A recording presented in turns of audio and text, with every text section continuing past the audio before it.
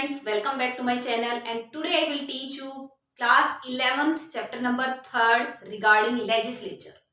कि जो हमारी गवर्नमेंट है, there are three organ of government. First is legislature, second executive and third is judiciary.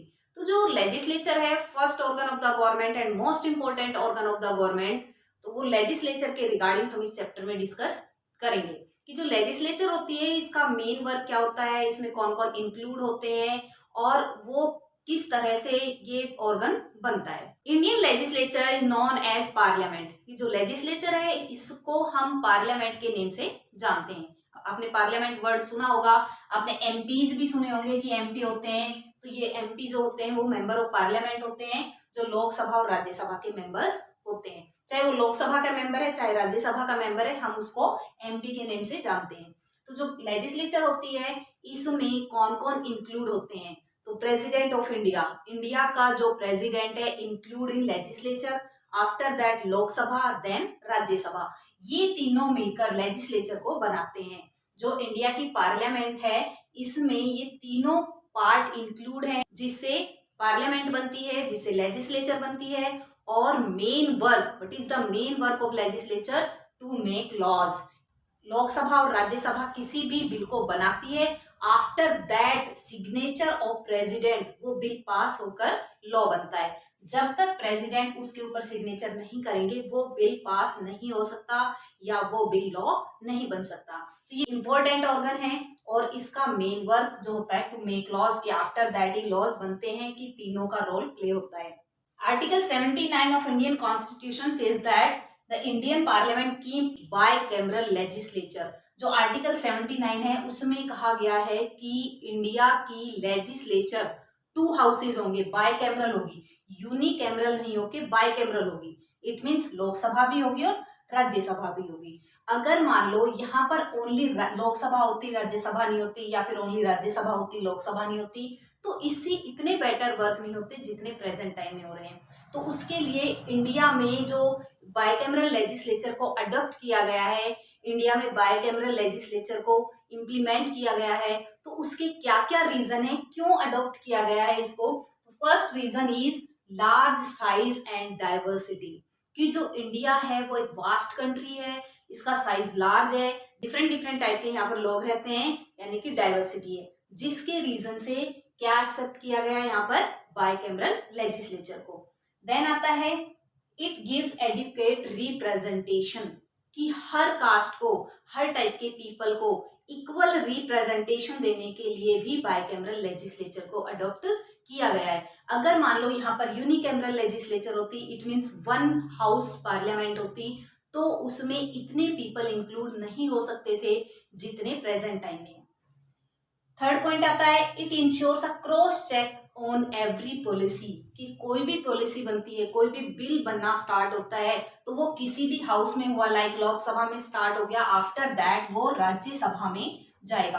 अगर राज्यसभा में वो बिल बनना स्टार्ट होता है तो देन आफ्टर वो लोकसभा में जाएगा।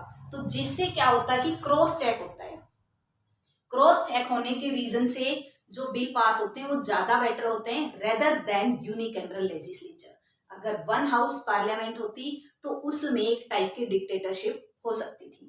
नेक्स्ट पॉइंट आता है it makes a possible to have every decision रिकंसीडर्ड।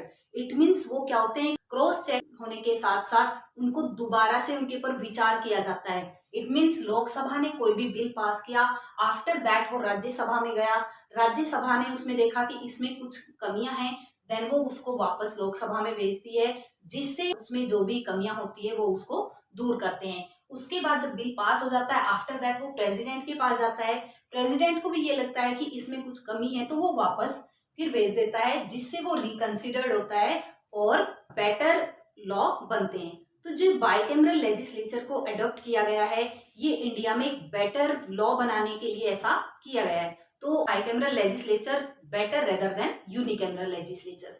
अगर यूनिकैमरल लेजिस्लेचर होती तो उससे क्या होता कि ज्यादा डिक्टेटरशिप के चांसेस होते, जो लॉज बनते हैं वो इतने बेस्ट नहीं बनते। बट बाइकैमरल लेजिस्लेचर होने के रीजन से एडुकेट रिप्रेजेंटेशन मिल रहा है और साथ में एक बेटर लॉज की प्रिपरेशन हो रही है। तो बाइकैमरल लेजिस्लेचर ज्यादा बेटर है। Next heading is why do we need parliament. ये आपका यहाँ से एक अलग से क्वेश्चन बनता है, why do we need parliament, हमें पार्लियामेंट की नीड क्यों है, पार्लियामेंट नहीं होती तो क्या होता, पार्लियामेंट है तो उससे हमें क्या बेनिफिट हो रहा है। तो first point is we require it for law making. जो सबसे बड़ा बेनिफिट है या सबसे मेन वर्क जो लेजिस्लेचर का है या पार्लियामेंट का है जिससे हमें उसकी नीड हुई है, तो वो क्या है, लॉ मेकिंग, कि पार्लियामेंट लॉ को बनाती है। After that we require it as the centre of all democratic process. और क्या करती है कि सेंटर में जितने भी डेमोक्रेटिक प्रोसेस होते हैं उसमें पार्लियामेंट की नीड होती है। विदाउट पार्लियामेंट्री वर्क ये फंक्शन नहीं हो सकते, क्योंकि आपको सबको पता है इसमें कौन कौन इंक्लूड होते हैं। अभी मैंने बताया कि इसमें प्रेसिडेंट, लोकसभा एंड राज्यसभा। तो विदाउट प्रेसिडेंट तो वर्क इम्पॉसिबल है, तो इसमें पार्लियामेंट की नीड होती है। नेक्स्ट आता है it also help people of the country in holding the representative accountable.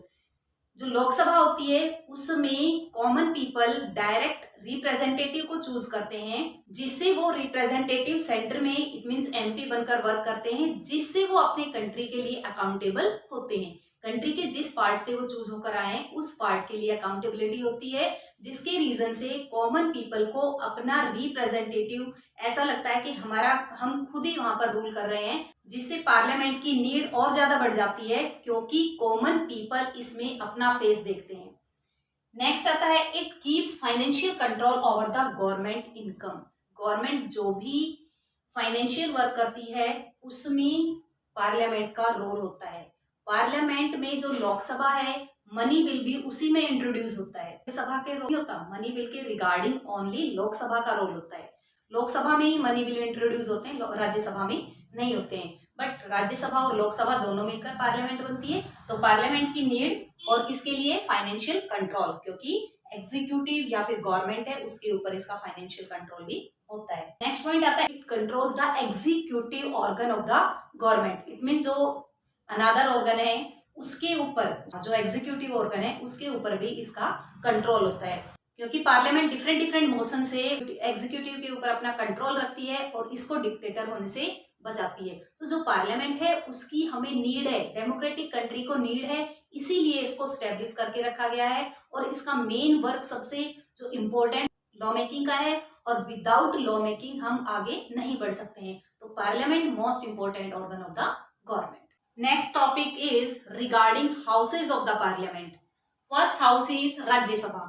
जो राज्यसभा है ये अपर हाउस कहा जाता है, और आर्टिकल 80 में इसके बारे में है, आर्टिकल 80 में कि 250 मेंबर्स इसमें हो सकते हैं, 238 इलेक्टेड एंड 12 नॉमिनेटेड। नॉमिनेटेड कौन से होते हैं, जो किसी फील्ड में काफी पॉपुलर होते हैं, लाइक स्पोर्ट्स में भी हो सकते हैं या कल्चर में भी हो सकते हैं। और उनको नॉमिनेट कौन करता है, जो नॉमिनेटेड करने वाले पर्सन होते हैं वो प्रेसिडेंट होते हैं। परमानेंट हाउस कहा जाता है क्योंकि ये कभी भी कंप्लीटली डिसॉल्व नहीं होता है, इसलिए इसको परमानेंट हाउस कहा जाता है। और इसका जो टाइम पीरियड है वो 6 ईयर है, but every 2 year 1/3 member retire होते हैं और नए चूज कर लिए जाते हैं, इसीलिए इसको परमानेंट हाउस कहा गया है, क्योंकि ये एक साथ डिसॉल्व नहीं होता। 6 ईयर कंप्लीट हुए, आफ्टर दैट इसको डिसॉल्व किया गया, देन आफ्टर न्यू सिलेक्शन हुए, इस तरह से नहीं होता है। एवरी 2 ईयर 1/3 मेंबर रिटायर होते हैं और न्यू मेंबर का सिलेक्शन हो जाता है। जो इसका सिलेक्शन होता है, इट मीन्स ये इलेक्शन प्रोसेस है, वो कौन से सिस्टम के थ्रू है, कि हमने पहले इलेक्शन एंड रिप्रेजेंटेशन चैप्टर में पढ़ा था, वो है पीआर सिस्टम, यानी कि proportional representation system. Indirect method से इनका इलेक्शन होता है। क्वालिफिकेशन के मेंबर्स बनना चाहते हैं तो उनकी क्वालिफिकेशंस कौन कौन सी होनी चाहिए। तो first qualification, he she should be citizen of India. सबसे इंपॉर्टेंट जो क्वालिफिकेशन है, सबसे मोस्ट इंपॉर्टेंट, सबसे फर्स्ट क्वालिफिकेशन कौन सी है, कि वो इंडियन सिटीजन होना चाहिए। After that should be 30 years and above, या तो वो 30 साल का मिनिमम 30 ईयर हो, आफ्टर दैट या वो फिर क्या हो, अबाउ 30 ईयर हो। Minimum 30 year, after that about 30 year. अगर 30 ईयर से बिलो है तो वो क्वालिफाई नहीं है, यानी कि वो कैंडिडेट इलेक्शन में पार्टिसिपेट नहीं कर सकता। नेक्स्ट है he she should not be a lunatic and bankrupt. ना तो पागल होना चाहिए, ना ही वो दिवालिया होना चाहिए, कि उसने ऐसा घोटाला कर रखा है कि बैंक ने उसको दिवालिया घोषित कर रखा है। तो ऐसा कैंडिडेट कभी भी इलेक्शन में पार्टिसिपेट नहीं कर सकता। देन आता है लोकसभा, कि जो राज्यसभा है और लोकसभा है ये दोनों मिलकर पार्लियामेंट बनाती है, और एक और कौन इंक्लूड होता है, प्रेसिडेंट। राज्यसभा के रिगार्डिंग हो गया, ये अपर हाउस है, परमानेंट हाउस है, कभी भी डिसॉल्व नहीं होता। तो इसका टाइम पीरियड है वो 6 ईयर है, but every 2 year 1/3 member retire होते हैं और न्यू मेंबर का सिलेक्शन हो जाता है। और किसके थ्रू होता है, पीआर सिस्टम के थ्रू इनका इलेक्शन होता है। नेक्स्ट आता है लोकसभा। लोकसभा को लोअर हाउस कहा जाता है, राज्यसभा को अपर हाउस कहा जाता है। लेकिन अगर हम इनमें कंपैरिजन करेंगे, बाद में हम ये टॉपिक करेंगे कंपैरिजन का, कि जो लोकसभा और राज्यसभा में कंपैरिजन करते हैं तो लोकसभा के पास ज्यादा पावर है, भले ही वो लोअर हाउस है और ये अपर हाउस है, बट पावर किसके पास है, लोकसभा के पास है। लोकसभा आर्टिकल 81, और मैक्सिमम जो कैंडिडेट्स हो सकते हैं, मैक्सिमम जो एमपीज हो सकते हैं, इसमें 552 मेंबर्स हो सकते हैं, जिसमें से 530 मेंबर्स इलेक्ट होंगे स्टेट से एंड 20 मेंबर्स इलेक्ट होंगे यूनियन टेरिटरीज से। जो यूनियन टेरिटरी है उसमें से इलेक्ट होंगे 20 मेंबर्स और 530 मेंबर्स होंगे स्टेट से। इसमें 2 मेंबर्स नॉमिनेटेड होंगे बाय प्रेसिडेंट एंग्लो इंडियन, जो प्रेजेंट टाइम में अमेंडमेंट 104 में इसको चेंज कर दिया गया है, बट अभी कोई नई गवर्नमेंट आई नहीं कि जिससे ये प्रोसेस होगा। आफ्टर दैट जब न्यू गवर्नमेंट सेलेक्ट होगी, न्यू गवर्नमेंट अपॉइंट होगी, उसमें पता चलेगा।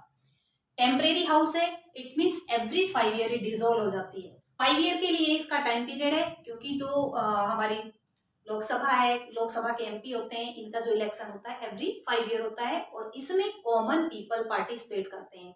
डायरेक्ट इलेक्शन होता है, ऐसे सिटीजन जिनकी एज अबव 18 ईयर है वो डायरेक्ट इलेक्शन में पार्टिसिपेट करके अपने रिप्रेजेंटेटिव को चूज करते हैं। इट मीन्स एमपी के इलेक्शन में पार्टिसिपेट करते हैं। एमपी दोनों हाउस के मेंबर होंगे, बट जो कॉमन पीपल यानी कि जो सिटीजन होते हैं पार्टिसिपेट करते हैं इलेक्शन में, किसके में, लोकसभा के में। राज्यसभा के में नहीं करते हैं, राज्यसभा के में थ्रू रिप्रेजेंटेटिव करते हैं, बट वहां पर हम लोकसभा में जो हम डायरेक्ट इलेक्शन में पार्टिसिपेट करते हैं वो लोअर हाउस है। 5 ईयर के लिए उसका टाइम पीरियड है। टेम्परेरी हाउस है। टेम्परेरी हाउस क्यों है, क्योंकि वो एवरी 5 ईयर डिसॉल्व होगा, ये कभी भी डिसॉल्व नहीं होता है। एपीटीपी सिस्टम के थ्रू इसका इलेक्शन होता है, first past the post system. कोई क्राइटेरिया नहीं है, मिनिमम कोई ऐसा नहीं है कि आपको 30%, 50%, 60%, कोई क्राइटेरिया नहीं है। एपीटीपी सिस्टम के रिगार्डिंग हम पहले अच्छे से क्लियर हमने पढ़ लिया है। हाउस ऑफ द पीपल भी बोलते हैं। Reason house of the people क्यों बोलते हैं, क्योंकि इसमें जो कैंडिडेट आते हैं उनको कॉमन पीपल चूज करते हैं, और बहुत सारे कैंडिडेट होते हैं, इसमें कम होते हैं बल्कि वहां ज्यादा होते हैं। जो राज्यसभा है इसमें इनडायरेक्ट वे में इलेक्शन होता है, इसलिए कॉमन पीपल की अटैचमेंट राज्यसभा से ना होके लोकसभा से होती है। जो लोकसभा के कैंडिडेट्स होते हैं, लोकसभा के जो एमपीज होते हैं, लोकसभा के जो रिप्रेजेंटेटिव होते हैं, उनको कॉमन पीपल चूज करते हैं, जिससे उनका डायरेक्ट अटैचमेंट होती है, और वो कैंडिडेट, वो रिप्रेजेंटेटिव कॉमन पीपल के लिए या अपने एरिया जिससे वो चूज होके आए उनके लिए वर्क करते हैं, क्योंकि उनको ये लग सिटीजन्स ने, ये इन पीपल ने हमें यहाँ तक भेजा है तो हम इनके लिए वर्क करें। तो जो लोकसभा है इम्पोर्टेंट ऑर्गन है, वैसे तो राज्यसभा भी इम्पोर्टेंट ऑर्गन है, बट जो वैल्यू है वो ज्यादा लोकसभा की है। जो वर्क करता है, जो पॉपुलैरिटी है वो लोकसभा की ज्यादा है, क्योंकि मेनली वर्क लोकसभा में ही होते हैं। जो सबसे important work regarding money bill वो भी लोकसभा में ही होता है, राज्यसभा में उसका भी लेना देना नहीं है। तो Lok Sabha lower house, Rajya Sabha upper house. Article 80, article 81, total जो कैंडिडेट्स हैं इसमें 250, उसमें 552। अगर कोई कंपैरिजन का क्वेश्चन आ जाता है you can write. Permanent house है, टेम्परेरी हाउस है, 12 nominated person, 2 nominated person and 6 year, 5 year जो इनका टाइम पीरियड है, यहाँ 6 ईयर है, वहाँ 5 ईयर है। एपीटीपी सिस्टम के थ्रू लोकसभा में और पीआर सिस्टम के थ्रू राज्यसभा में। अब हम क्वालिफिकेशन की बात करते हैं। राज्यसभा की क्वालिफिकेशन अभी हमने डिस्कस की, जो लोकसभा की क्वालिफिकेशन होती है वो सेम होती है, बट आप एक चीज यहाँ चेंज कर दोगे, आप यहाँ कर दोगे 30 ईयर की जगह 25 ईयर, यानी कि जो मिनिमम एज है जो यहाँ पर 30 ईयर है कि मिनिमम 30 ईयर होनी चाहिए, आफ्टर दैट उससे ज्यादा हो सकती है, तो वहां पर मिनिमम 25 ईयर होनी चाहिए और उससे ज्यादा हो सकती है। यहाँ पर 27 ईयर का कैंडिडेट इलेक्शन में पार्टिसिपेट नहीं कर सकता, यानी कि वो यहाँ पर कैंडिडेट नहीं बन सकता, रिप्रेजेंटेटिव नहीं बन सकता, बट लोकसभा में वो 27, 28, 26 ईयर का बन सकता है, क्योंकि वहां पर जो मिनिमम एज क्राइटेरिया वो कितना है, 25 ईयर है, जबकि राज्यसभा में 30 ईयर है। तो लोकसभा और राज्यसभा दोनों मिलकर, इनके साथ प्रेसिडेंट मिलकर पार्लियामेंट की फॉर्मेशन होती है। जो लोकसभा और राज्यसभा होती है ये दोनों बिल बनाती है आफ्टर दैट वो आगे सेंड करके प्रेसिडेंट के सिग्नेचर होते हैं और वो लॉ बन जाता है। बिल से ही लॉ बनता है, इट मीन्स विधेयक से कानून। जो बिल होता है वो विधेयक बोलते हैं और लॉ को कानून बोलते हैं। तो लोकसभा और राज्यसभा दोनों की इंपॉर्टेंस है, दोनों का ही वर्क इंपॉर्टेंट है। ऐसा नहीं कि लोकसभा ही ज्यादा इंपॉर्टेंट है राज्यसभा नहीं है, क्योंकि कहीं कहीं पर राज्यसभा की वैल्यू ज्यादा है, कहीं पर लोकसभा की और कहीं पर दोनों की है। तो दोनों ही हाउसेस कंपलसरी है। इंडिया में बाइकैमरल लेजिस्लेचर को अडॉप्ट किया गया है। बाइकैमरल लेजिस्लेचर अडॉप्ट करने के रीजन से जो हमारी पार्लियामेंट है वो कभी भी डिक्टेटर नहीं हो सकती और कॉमन पीपल के लिए बेस्ट वर्क करती है।